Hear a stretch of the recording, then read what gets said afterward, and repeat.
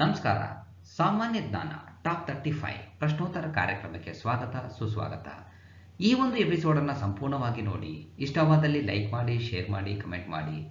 ಇಲ್ಲಿ ಕೊಟ್ಟಿರುವಂತಹ ಪ್ರತಿಯೊಂದು ಪ್ರಶ್ನೆಗೂ ಕೂಡ ಅದರದ್ದೇ ಆಗಿರುವಂತಹ ಹಲವಾರು ವಿವರಣಾತ್ಮಕ ಅಂಶಗಳನ್ನು ನೀಡಲಾಗಿದೆ.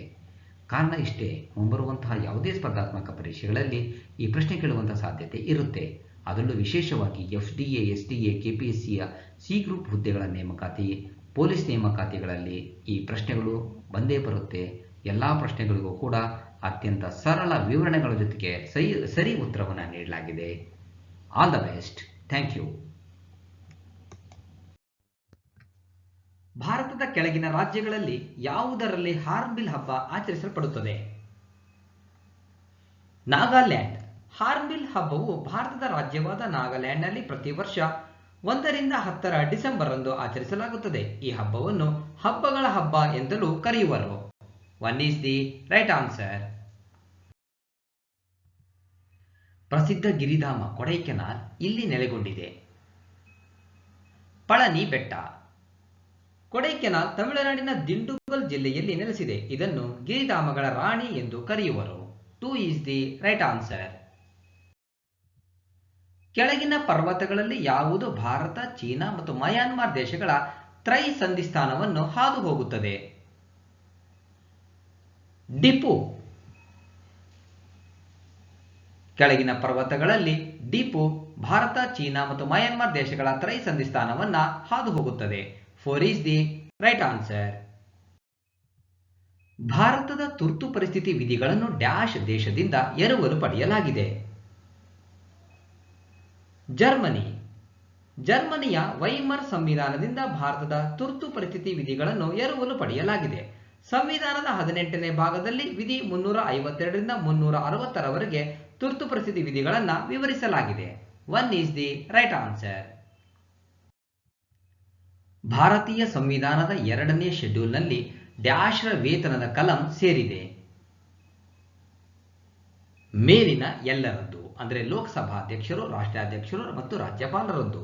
ಸಂವಿಧಾನದ 2ನೇ ಶೆಡ್ಯೂಲ್ನಲ್ಲಿ ರಾಷ್ಟ್ರಪತಿ, ಉಪರಾಷ್ಟ್ರಪತಿ, ನ್ಯಾಯಾಧೀಶ, ಭಾರತದ ಲೆಕ್ಕ ನಿಯಂತ್ರಕ ಮತ್ತು ಪರಿಶೋಧಕ ಹಾಗೂ ಮಂತ್ರಿಗಳ ವೇತನಗಳ ಕಲಂ ಸೇರಿದೆ. 4 is the right answer. ಕೆಳಗಿನವುಗಳಲ್ಲಿ ಯಾವುದು ಜೀವ ವೈವಿಧ್ಯ ಅಪಾಯದಾಣವಾಗಿದೆ? ಪೂರ್ವ ಹಿಮಾಲಯ. ಭಾರತದಲ್ಲಿ 4 ಜೀವ ವೈವಿಧ್ಯ ಬಿಸಿ ತಾಣಗಳಿವೆ: ಹಿಮಾಲಯ, ಪಶ್ಚಿಮ ಘಟ್ಟಗಳು, ಈಶಾನ್ಯ ಪ್ರದೇಶ, ನಿಕೋಬಾರ್ ದ್ವೀಪಗಳು. So 1 is the right answer.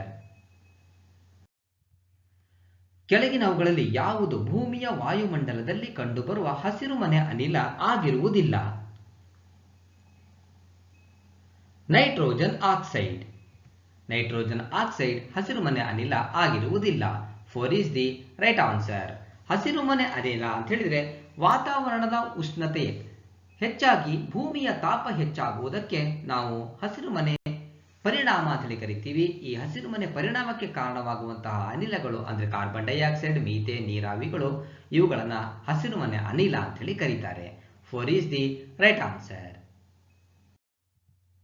ಕೆಳಗಿನವುಗಳಲ್ಲಿ ಯಾವುದು ಭಾರತದಲ್ಲಿನ ಒಂದು ಸಾಂಪ್ರದಾಯಿಕ ರಬಿ ಬೆಳೆ ಆಗಿರುವುದಿಲ್ಲ? ತೊಗರಿ ಬೇಳೆ. ರಬಿ ಬೆಳೆಯು ಆಗಸ್ಟ್ನಿಂದ ನವೆಂಬರ್ ತಿಂಗಳಿನಲ್ಲಿ ಬಿತ್ತನೆ ಮಾಡಿ ಫೆಬ್ರವರಿ ಮಾರ್ಚ್ನಲ್ಲಿ ಕಟಾವು ಮಾಡಲಾಗುತ್ತದೆ. ಗೋಧಿ, ಕಡಲೆ, ಬಾರ್ಲಿ, ಕುಸುಬೆ, ಜೋಳ ಇವು ಇತರ ರಬಿ ಬೆಳೆಗಳು. 3 is the right answer. ಕರ್ನಾಟಕದ ಈ ಕೆಳಗಿನ ಯಾವ ಕ್ಷೇತ್ರದಲ್ಲಿ ಬಾಹುಬಲಿ ಮೂರ್ತಿಯನ್ನ ನೋಡಲು ಸಾಧ್ಯವಿಲ್ಲ? ಉಡುಪಿ. ಉಡುಪಿಯಲ್ಲಿ ಬಾಹುಬಲಿ ಮೂರ್ತಿ ಇಲ್ಲ. ಅಲ್ಲಿರೋದು ಸುಪ್ರಸಿದ್ಧವಾಗಿರುವಂತಹ ಶ್ರೀಕೃಷ್ಣನ ಮೂರ್ತಿ. ಸೊ ಇನ್ನು ಧರ್ಮಸ್ಥಳ ಶ್ರವಣಬೆಳಗೊಳ ಕಾರ್ಕಳದಲ್ಲಿ ಬಾಹುಬಲಿ ಅಂದ್ರೆ ಗೊಮ್ಮಟೇಶ್ವರ ಮೂರ್ತಿಯನ್ನ ನೋಡಬಹುದು. 4 is the right answer. ಈ ಬಾಹುಬಲಿ ಅಥವಾ ಗೊಮ್ಮಟೇಶ್ವರ ವಿಗ್ರಹವು ಕದಂಬರ ರಾಜ 4ನೇ ರಾಜಮಲ್ಲನ ಮಂತ್ರಿ ಚಾವುಂಡರಾಯನು ಶ್ರವಣಬೆಳಗೊಳದಲ್ಲಿ ನಿರ್ಮಿಸಿದ್ದನು. ಕರ್ನಾಟಕದ ಈ ಕೆಳಗಿನ ಯಾವುದು ವಿಜಯನಗರ ಸಾಮ್ರಾಜ್ಯದ ರಾಜಧಾನಿಯ ಈಗಿನ ಸ್ಥಳವಾಗಿದೆ? ಹಂಪಿ. ವಿಜಯನಗರ ಸಾಮ್ರಾಜ್ಯವನ್ನು ಹಕ್ಕಬುಕ್ಕರು ಕ್ರಿಸ್ತಶಕ 1336ರಲ್ಲಿ ತುಂಗಭದ್ರಾ ನದಿಯ ದಕ್ಷಿಣ ದಡದ ಮೇಲೆ ಸ್ಥಾಪಿಸಿದ್ದರು. ಈಗಿನ ಹಂಪೆ ಅವರ ರಾಜಧಾನಿಯಾಗಿತ್ತು. So 1 is the right answer. ಕೆಳಗಿನವುಗಳಲ್ಲಿ ಯಾವುದರ ಉದ್ಯಮಕ್ಕೆ ದೊಡ್ಡಬಳ್ಳಾಪುರ ಪ್ರಸಿದ್ಧಿಯಾಗಿದೆ? ರೇಷ್ಮೆ. ದೊಡ್ಡಬಳ್ಳಾಪುರವು ರೇಷ್ಮೆ ಉದ್ಯಮಕ್ಕೆ ಪ್ರಸಿದ್ಧಿಯಾಗಿದೆ. 4 is the right answer. Sher ಶಾನಿಂದ ಪ್ರಾರಂಭಿಸಲ್ಪಟ್ಟು ಮೊಘಲರಿಂದ ಮುಂದುವರಿಸಲ್ಪಟ್ಟ ಬೆಳ್ಳಿ ನಾಣ್ಯ ಡ್ಯಾಶ್ ಆಗಿತ್ತು? ರೂಪಾಯ. ಶೇರ್ ಶಾನು ಸೂರ್ ಸಂತತಿಯ ಸ್ಥಾಪಕ. ಇವನ ಬಾಲ್ಯದ ಹೆಸರು ಫರೀದ್. ಶೇರ್ ಶಾನನ್ನು ಭಾರತದ ರೂಪಾಯಿಗಳ ಜನಕ ಎಂದು ಕರೆಯುತ್ತಾರೆ. 1 ಈಸ್ ದಿ ರೈಟ್ ಆನ್ಸರ್. ಕನ್ನಡದ ಕಾಳಿದಾಸ ಯಾರು? ಬಸವಪ್ಪ ಶಾಸ್ತ್ರಿಗಳು. ಕನ್ನಡ ಶಾಕುಂತಲ ನಾಟಕಂ, ಶೂರಸೇನಾ ಚರಿತ್ರೆ, ಓಥೆಲ್ಲೋ ಬಸಪ್ಪ ಶಾಸ್ತ್ರಿಯವರ ಕೃತಿಗಳು. ಬಸಪ್ಪ ಶಾಸ್ತ್ರಿಯವರನ್ನು ಕನ್ನಡದ ಕಾಳಿದಾಸ ಎನ್ನುವರು. 2 ಈಸ್ ದಿ ರೈಟ್ ಆನ್ಸರ್.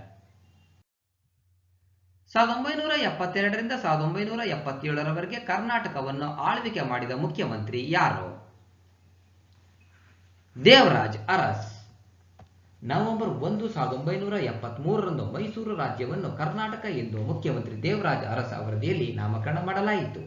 ಇವರು ಕಾಂಗ್ರೆಸ್ ಪಕ್ಷದಿಂದ ಆಯ್ಕೆಯಾಗಿ 1972 ಮಾರ್ಚ್ 31ರಿಂದ ಡಿಸೆಂಬರ್ 1977ರವರೆಗೆ ಅಧಿಕಾರದಲ್ಲಿದ್ದರು. 3 ಈಸ್ ದಿ ರೈಟ್ ಆನ್ಸರ್. ರಾಜ್ಯ ಪುನರ್ರಚನಾ ಆಯೋಗದ ಅಧ್ಯಕ್ಷರು ಯಾರು? ಫಜಲ್ ಅಲಿ. ಫಜಲ್ ಅಲಿ ಆಯೋಗವನ್ನು 1953ರಲ್ಲಿ ರಚಿಸಲಾಯಿತು. ಇದರ ಅಧ್ಯಕ್ಷರು ಫಜಲ್ ಅಲಿ. ಸದಸ್ಯರು ಕುಂಜ್ರು ಮತ್ತು ಫಣಿಕರ್. ಇದು ತನ್ನ ವರದಿಯನ್ನು 1955ರಲ್ಲಿ ಸಲ್ಲಿಸಿತು. 1 ಈಸ್ ದಿ ರೈಟ್ ಆನ್ಸರ್. ಮೈಸೂರಿನ ಕೊನೆಯ ದಿವಾನರು ಯಾರು? ಎ.ಎಂ. ರಾಮಸ್ವಾಮಿ. 1881ರಿಂದ 83ರವರೆಗೆ ಪ್ರಥಮ ಮೈಸೂರಿನ ದಿವಾನರಾಗಿ ರಂಗಾಚಾರ್ಯರವರು ನೇಮಕಗೊಂಡರು. ಸರ್ ಅರ್ಕಾಟ್ ರಾಮಸ್ವಾಮಿ ಮೈಸೂರು ಸಂಸ್ಥಾನದ 1946ರಿಂದ 49ರವರೆಗೆ ಕೊನೆಯ ದಿವಾನರಾಗಿ ಕಾರ್ಯನಿರ್ವಹಿಸಿದರು. 4 ಈಸ್ ದಿ ರೈಟ್ ಆನ್ಸರ್. 2, 4, 16. ಹಾಗಾದರೆ ಮುಂದಿನ ಸಂಖ್ಯೆ 256. ಹೇಗಪ್ಪ ಅಂತ ಹೇಳಿದ್ರೆ 2ರ ವರ್ಗ 4, 2 × 2 4. ಹಾಗೆ 4ರ ವರ್ಗ 16, 4 × 4 16. ಹಾಗೆ 16ರ ವರ್ಗ ಅಂದರೆ 16 × 16 256. 3 ಈಸ್ ದಿ ರೈಟ್ ಆನ್ಸರ್. ಅಕ್ಷರ ಸರಣಿ ಪೂರ್ಣಗೊಳಿಸಿ. AZCXFU. ಹಾಗೆ ಮುಂದೆ ಬರೋದು ಯಾವುದು? ನೋಡಿ, ಇಲ್ಲಿ ಸಿಂಪಲ್ ಆಗಿ ನಾವು ಯೋಚನೆ ಮಾಡಿಬಿಟ್ರೆ ಸಾಕು. ಎ ನಂತರ ಸಿ ನಂತರ ಎಫ್, ಹೀಗೆ ಯೋಚನೆ ಮಾಡಿರಿ. ಎ ನಂತರ ಬಿ ಬಿಟ್ಟು ಸಿ ಬರ್ದಿದ್ದಾರೆ, ಸಿ ನಂತರ ಡಿ ಇ ಬಿಟ್ಟು ಎಫ್ ಬರ್ದಿದ್ದಾರೆ. ಹಾಗಾದರೆ ಎಫ್ ನಂತರ ಬರಬೇಕಾಯ್ತು. A B C D E F ಆದಮೇಲೆ GHI. ಇಲ್ಲಿ 1, 2, 3 ಅಕ್ಷರ ಬಿಡಬೇಕು. GHI ಬಿಟ್ಟರೆ ಬರೋದು ಯಾವುದು? ಜೆ. ಅದನ್ನು ನೋಡ್ಕೊಂಡ್ರೆ ಸಾಕು. ಇಲ್ಲಿ ಸರಿಯಾದ ಉತ್ತರ JK. 3 is the right answer. ಎಷ್ಟು ಪ್ರತಿಶತ ಜನರು ಕೃಷಿ ಮೇಲೆ ಅವಲಂಬಿತರಾಗಿದ್ದಾರೆ? 58%. ನಮ್ಮ ಭಾರತ ದೇಶ ಕೃಷಿ ಪ್ರಧಾನ ರಾಷ್ಟ್ರ. 58% ಇದರ ಮೇಲೆ ಅವಲಂಬಿತರಾಗಿದ್ದಾರೆ. ಇದಕ್ಕಿಂತಲೂ ಹೆಚ್ಚಂದ್ರೂ ಕೂಡ ತಪ್ಪಾಗಲಿಕ್ಕಿಲ್ಲ. 3 is the right answer. Operation ಫ್ಲಡ್ನ ಜನಕ ಯಾರು? ವರ್ಗೀಸ್ ಕುರಿಯನ್. ಇಲ್ಲಿ ಆಪರೇಷನ್ ಫ್ಲಡ್ ಅಂದರೆ ಕ್ಷೀರೋತ್ಪಾದನೆಗೆ ಸಂಬಂಧಿಸಿದೆ. ವರ್ಗೀಸ್ ಕುರಿಯನ್ ರವರು ಇದರ ಜನಕರು. ಕುರಿಯನ್ ರವರು ಗುಜರಾತ್ನಲ್ಲಿ ಅಮೂಲ್ ಡೈರಿ ಕಂಪನಿಯನ್ನ ಸ್ಥಾಪಿಸಿದರು. 2 ಈಸ್ ದಿ ರೈಟ್ ಆನ್ಸರ್. ಭಾರತದ ಅತಿ ದೊಡ್ಡ ರಾಷ್ಟ್ರೀಕೃತ ಬ್ಯಾಂಕ್ ಯಾವುದು? State bank of India. SBI ಭಾರತದ ಸಾರ್ವಜನಿಕ ವಲಯದ ಬ್ಯಾಂಕ್ ಆಗಿದ್ದು ಇದನ್ನು ಸ್ಥಾಪನೆ ಮಾಡಿದ ವರ್ಷ 1935 ಏಪ್ರಿಲ್ 1. ರಾಷ್ಟ್ರೀಕರಣಗೊಂಡಿದ್ದು 1956 ಜೂನ್ 2.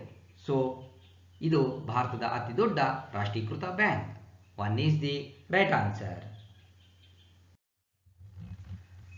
ಶರಾವತಿ ನದಿಯು ಯಾವ ಪಟ್ಟಣದ ಮೂಲಕ ಹರಿಯುತ್ತದೆ? ಹೊನ್ನಾವರ. ಶರಾವತಿ ನದಿಯು ಶಿವಮೊಗ್ಗ ಜಿಲ್ಲೆಯ ಅಂಬುತೀರ್ಥದಲ್ಲಿ ಹುಟ್ಟಿ ಹರಿದು ಜೋಗದ ಬಳಿ ಜಲಪಾತವನ್ನು ಉಂಟು ಮಾಡಿ ಹೊನ್ನಾವರದ ಬಳಿ ಅರಬ್ಬಿ ಸಮುದ್ರವನ್ನ ಸೇರುತ್ತದೆ. 3 ಈಸ್ ದಿ ರೈಟ್ ಆನ್ಸರ್. ಇವುಗಳಲ್ಲಿ ಯಾವುದು ದ್ರಾವಿಡ ಭಾಷೆ ಅಲ್ಲ? ತುಳು. ತಮಿಳು, ತೆಲುಗು, ಕನ್ನಡ, ಮಲಯಾಳಂ ದ್ರಾವಿಡನ್ ಭಾಷೆಗಳು. ಮರಾಠಿ, ಕೊಂಕಣಿ, ಗುಜರಾತಿ, ಮಾರ್ವಾಡಿ, ಇಂಡೋ ಆರ್ಯನ್ ಭಾಷೆಗಳು. ತುಳು ದ್ರಾವಿಡ ಭಾಷೆ ಅಲ್ಲ. 2 is the right answer. Vikramarjuna ವಿಜಯದ ಕರ್ತೃ ಯಾರು? ಪಂಪ. ಆದಿಕವಿ ಪಂಪನು ವಿಕ್ರಮಾರ್ಜುನ ವಿಜಯ ಅಂದರೆ ಪಂಪ ಭಾರತ ಕೃತಿಯನ್ನ ರಚಿಸಿದನು. ಇವನು ಚಂಪು ಶೈಲಿಯಲ್ಲಿ ಕೃತಿಗಳನ್ನು ರಚಿಸಿದ್ದಾನೆ. ಚಾಲುಕ್ಯರ 2ನೇ ಅರಿಕೇಸರಿಯು ತನ್ನ ಆಸ್ಥಾನದಲ್ಲಿ ಪಂಪನಿಗೆ ಆಶ್ರಯವನ್ನು ನೀಡಿದ್ದನು. 2 ಈಸ್ ದಿ ರೈಟ್ ಆನ್ಸರ್. ಭಾರತದ ಅಧ್ಯಕ್ಷರ ಚುನಾವಣಾ ಪ್ರಕ್ರಿಯೆಯಲ್ಲಿ ಯಾರು ಭಾಗವಹಿಸುತ್ತಾರೆ? ರಾಜ್ಯಸಭಾ, ಲೋಕಸಭಾ ಮತ್ತು ವಿಧಾನಸಭಾ ಸದಸ್ಯರುಗಳು.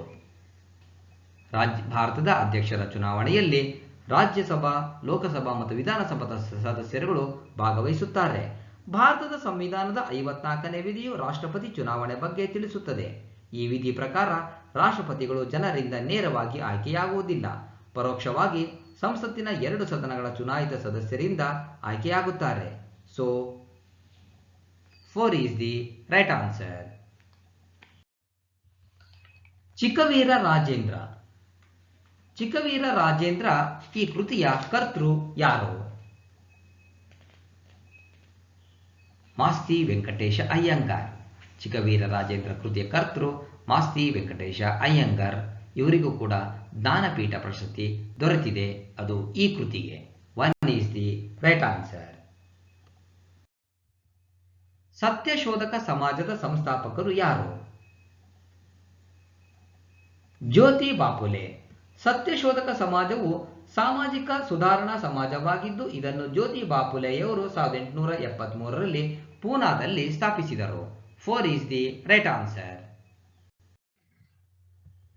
ಒಂದು ಪರಿಸರ ವ್ಯವಸ್ಥೆಯ ಶಕ್ತಿ ಮೂಲವು ಡ್ಯಾಶ್ ಆಗಿದೆ.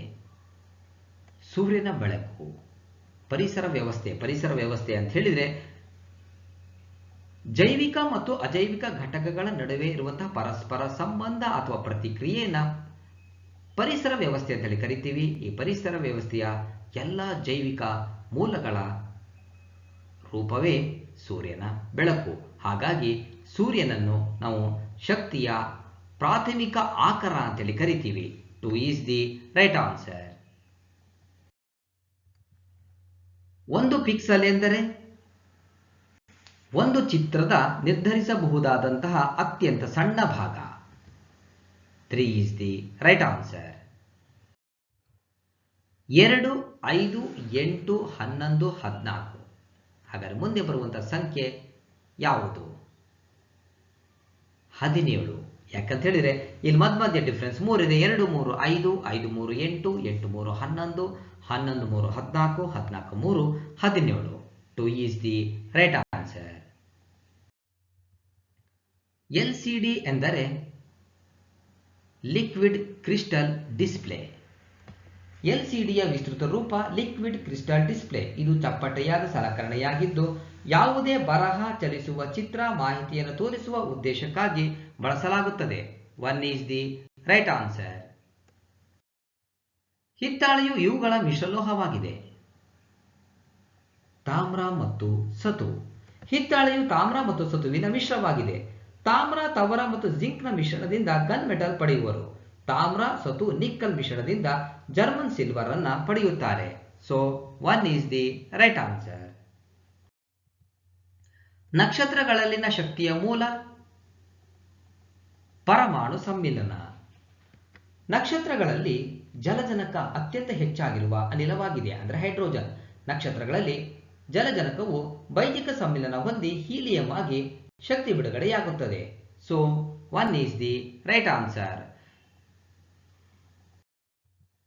ಅಮೋನಿಯಾದ ಅಣುಸೂತ್ರ NH3. ಅಮೋನಿಯಾದ ಅಣುಸೂತ್ರ NH3. 3 is the right answer. ಸುಕ್ರೋಸ್ನ ಅಣುಸೂತ್ರವೇನು? C12H22O11. ಇದು ಸುಕ್ರೋಸ್ನ ಅಣುಸೂತ್ರ. C2H5OH ಅದು ethyl alcohol. C6H12O6 glucose. CH3OH methanol ಅಥವಾ methyl alcohol. So 2 is the right answer. ಇಲ್ಲಿಗೆ 35 ಪ್ರಶ್ನೆಗಳ ಈ ಒಂದು ಎಪಿಸೋಡ್ ಮುಕ್ತಾಯವಾಗ್ತಾ ಇದೆ. ಸಂಪೂರ್ಣವಾಗಿ ಈ ವಿಡಿಯೋ ನೋಡಿದ್ದಕ್ಕೆ ಮತ್ತೊಮ್ಮೆ ನಿಮಗೆ ಹೃತ್ಪೂರ್ವಕವಾಗಿರುವಂತಹ ಧನ್ಯವಾದಗಳು. All the best. Thank you.